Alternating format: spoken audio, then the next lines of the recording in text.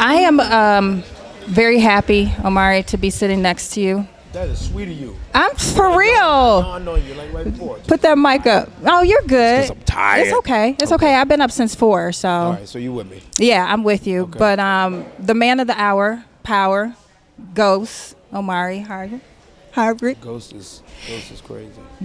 You are Ghost, though. And to play somebody, yeah. I'm complicated. To play somebody that crazy and complicated. Then you got to be crazy and complicated? You kind of have to be, no? No, I definitely agree with you. You have to be you can't do the same things that Ghost can do. Right. Ghost tells on a lot of people and what they really want in life, because lately all I hear is people going, I like Ghost. I don't really like Omari. I know. Well, I don't understand that. I'm a little confused by that. That's a young comment. But you know what? I think that's a good thing. That? I think it's a good thing that they're separating you from your character. Wouldn't you say? I wouldn't. That's not the problem I'm having. It's telling on them as to what they're used to or what they want to accept in their lives. Yeah. Ghost is a mother blank and mother blank blank, mother blank blank. Like, you really want that? That's what you want? You don't want that. No. Because you don't even want the worst ruthless. of Omari. What is the worst of Omari? I'm scared. Don't worry about that. Okay. My point is that these young knucklehead ignoramuses who make that comment, they're not even understanding that you don't want the worst of Omari. That would be too much for you. I don't think you want the worst of anybody, because the worst of me is not good either. But that's fine. Yeah. But the worst of Ghost is fantastical and fiction. That's true. That's what they fell in love with. Yeah. It's false. But it's great because you're getting paid to be the worst of him. Yeah. The best of him is not false. And the struggle of him is not false. And the juggle of life and all of the qualities that Courtney Kemp did a great job of painting his insides to be. Mm-hmm. But the things that he does in reaction to that are not great. No. He's scary. He scares me. He's an interesting cat. The last season that you came up off of, you teamed back up with some of the squad, your other crazies. Yeah, the other crazies. Because your daughter was killed. So we had to team back up. You had to team back up. How is that going to go? Can you trust some of the people? Right? Yeah. You know, I mean, what are we looking at? I mean, here. I mean, we do explore that. We explore the questions, at least, that you're asking, which I think is cool that you're asking that. They're questions that Courtney and the writers' room have implemented in terms of the dialogue that we have of saying to each other or asking each other, can I trust you? We have moments, I can give that away. We do have moments of wondering whether a ghost can trust a Kanan. Okay. Whether a Kanan can trust a ghost. Right. Whether, and Tommy's sort of not necessarily one of those, Joseph Shakur, shout out to him being from Chicago. Right. Not necessarily one of the characters that we don't trust, but as it pertains to the affairs of the heart, he loses himself a bit, in terms of that. Right. Obviously, we know Holly is gone now, out of his life, but yeah, it's going to be interesting to see whether they can put all of that to the side and just focus on the task at hand, which is taking out Rotimi's Dre. Oh. Dang it. Such a task at hand. Guys, is my boot coming back? Speaking of Rotimi, right? Speaking of people getting too caught in the character, they can't stand if we even hang out. If Tasha and I, if Notori and I, are acting as brother and sister, these are all good. You're right. There are quality issues that people don't like Omari and they prefer Ghost. That's a good thing. Yes, because it keeps people coming back for more. That's right, for more of Ghost. So I hope my boo's coming back because I interviewed Who's your boo? Lorenz. Oh, I love Lorenz. More shout outs to Chicago. Yes. I interviewed him. The West Side's Lorenz. Yeah. He's a great guy, though. Great guy. And I'm pretty sure really good to work with. Great guy. Yeah. And so I wanted him on the show for a long time. Oh, you did? So did you bring him on? I don't know. Courtney would look at the interview and go, okay, Omari, I have given you credit. You shan't give yourself credit.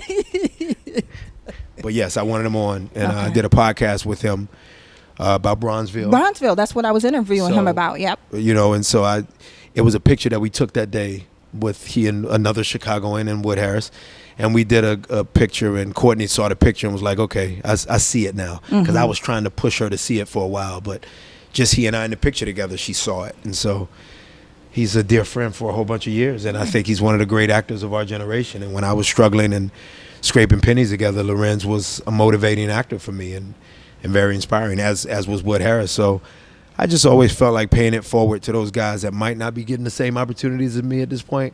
I just have always felt sort of it's incumbent upon me, if I got a platform, to reach back and go, yo, come hang with your boy, come play with me for a minute. So I love that. That's what I love that. do. And I know you're an activist. You're really good. You know, you're really about helping others, and not only even actors, but behind the scenes. I mean, that's why you're doing Reel to Reel. Absolutely. You know, that it's really putting a shine on the filmmakers. And that's important too. Absolutely. Telling our story. Absolutely. How do you feel about being a part of that? That is one of the best feelings that a person could carry who's been given the big old platform of fame, because fame has three people that approach it.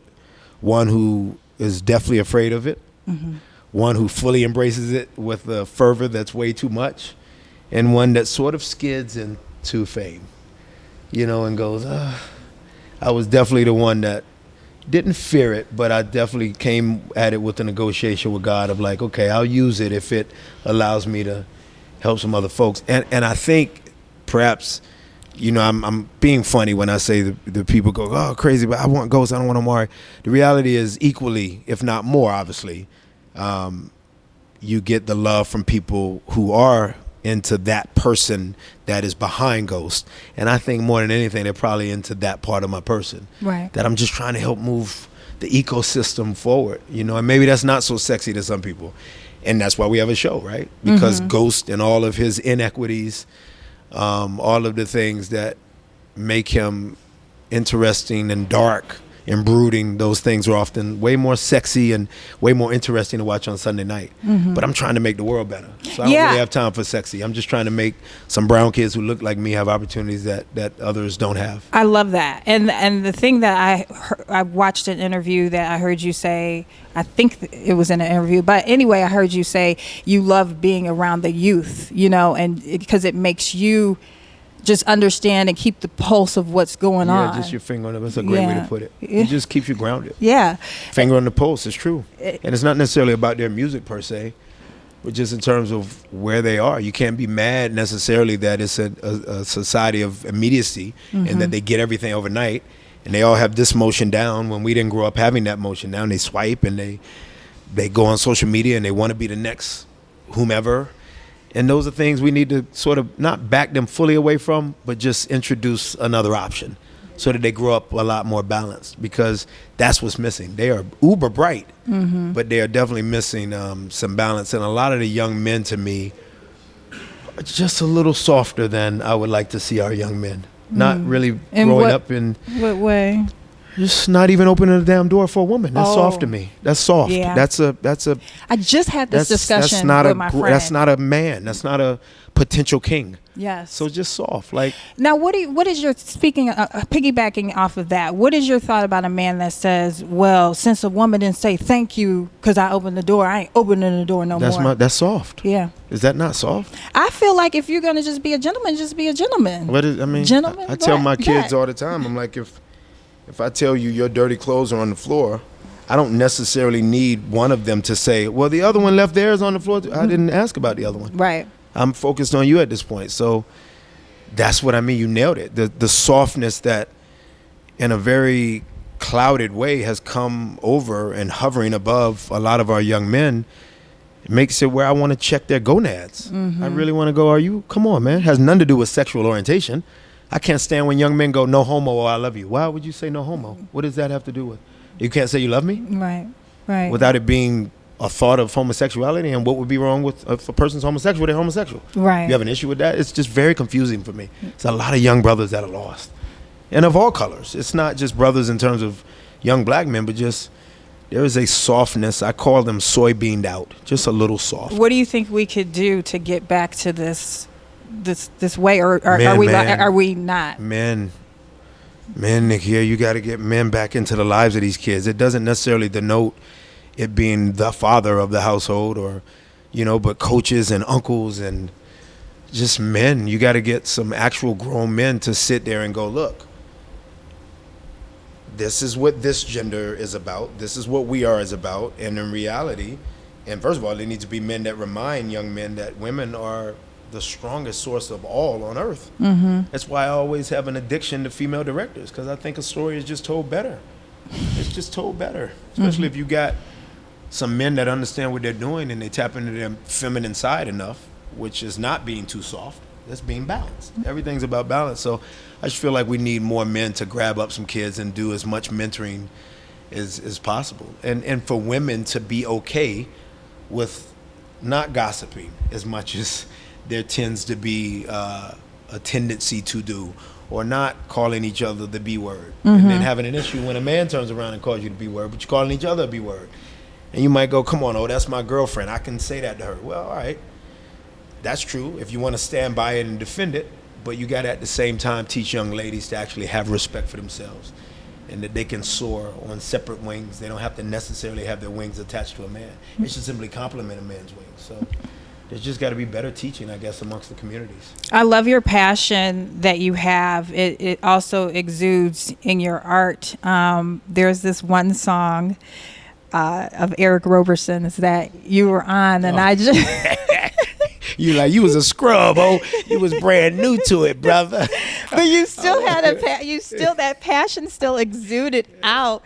I mean, what was the line? A man smitten by a cat who still got his tongue, so I'm waiting for it to be brought back by your kitten. Like, you have these lyrics, and not only, I mean, I know a lot of people, they may not know, but besides the acting, you know, you have music. You just released 50 plus O equals 500. Where's your math with that? Okay, you didn't go to math class.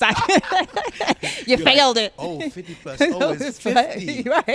Right. So, I mean, you know, why do you feel the need? Well, I don't want to say feel the need, but, you know, you have such a great and successful acting career. You still tap into that side, the poetry, the music. Is that you just want to show you're a well-rounded person, or? No, I think you're doing good, girl, by the way. Oh, thank you. You're doing very good. Thank you. The smart, wise people in my life who are very loving and supportive, and I can count them on two hands, but they've often said, the amalgamation of Omari as an athlete and a poet is the actor that we all get.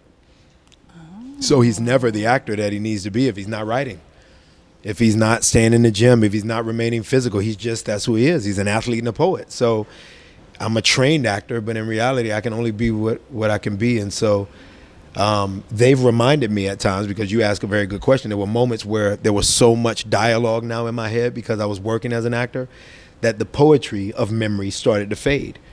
So people's point was like, you got to be writing. Ghost isn't that. This guy that these people love so much, a lot of that's because a poet plays him. I get a script and I see things that other actors don't see on the page because of the poetry in it. So I'm very proud that no one else could play Ghost. I'm very proud and very confident in saying nobody else could play Ghost that way, I think, because God birthed Mama, or birthed me through Mama's womb with a big ass pen. Yes, and speaking of Mama, she thought you were going to be a preacher. You had posted. She did think I was a preacher, and I think Denzel's people thought the same thing. So well, you got the spirit of it. Kind of doing it. We doing it in our own way. Yeah, exactly. I got some flaws. I couldn't do the preaching thing, but I can do it this way. Yes, and I love that you are doing that. Before we go, I know you have new movies coming out. Well, one I should say. Sorry to bother you's coming. Yep. My friend saw that and he was kind of confused about the ending. He was like, Omari only used his real voice for 5 minutes in the movie. Yeah, it's cool, right?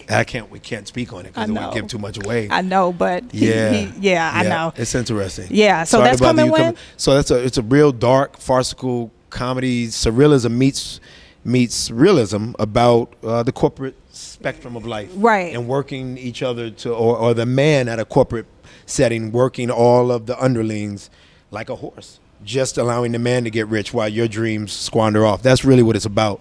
Comes July 6th.